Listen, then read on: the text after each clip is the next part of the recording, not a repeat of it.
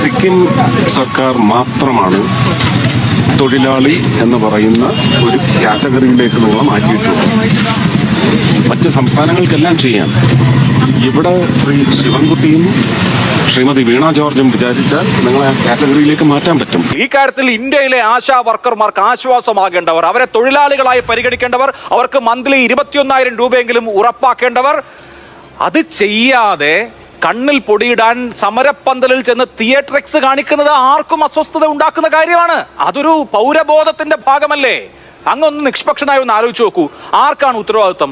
ഇന്ത്യയിലെ ആശാ വർക്കർമാരുടെ പ്രശ്നം പരിഹരിക്കാൻ അതൊരു കേന്ദ്ര സ്കീമിൽ വരുന്ന കാര്യമായത് കൊണ്ട് തന്നെ പകുതി ഉത്തരവാദിത്വമെങ്കിലും കേന്ദ്ര സർക്കാരിനുണ്ടല്ലോ. അത് ചെയ്തിട്ട് ഈ സമരപ്പന്തലിൽ പോയി നല്ല ഒരു പെർഫോമൻസ് കാഴ്ചവെച്ചാൽ കൊള്ളാം എന്ന് ഞാൻ പറഞ്ഞേനെ. പക്ഷെ വളരെ മോശമായി പോയി.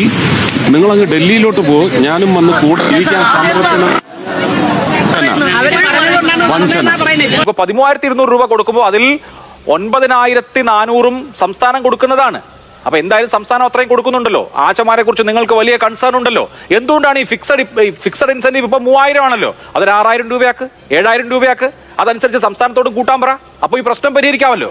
പക്ഷെ നിങ്ങളുടെ ഉത്തരവാദിത്വം അങ്ങ് മറച്ചിട്ട് ഇവരൊക്കെ കൊടുത്തോട്ടെ, നമ്മള് സമരപ്പന്തലിൽ വന്നിട്ട് പിന്തുണ അർപ്പിക്കാം. സമരപ്പന്തലിൽ പിന്തുണ അർപ്പിക്കാൻ പല ആൾക്കാരുണ്ടാവും. അത് നിങ്ങൾ വേണ്ടല്ലോ. ഇവിടെ ചെയ്യാൻ പറ്റുന്നത് ചെയ്തിട്ടല്ലേ സമരപ്പന്തലിൽ പോകേണ്ടത്.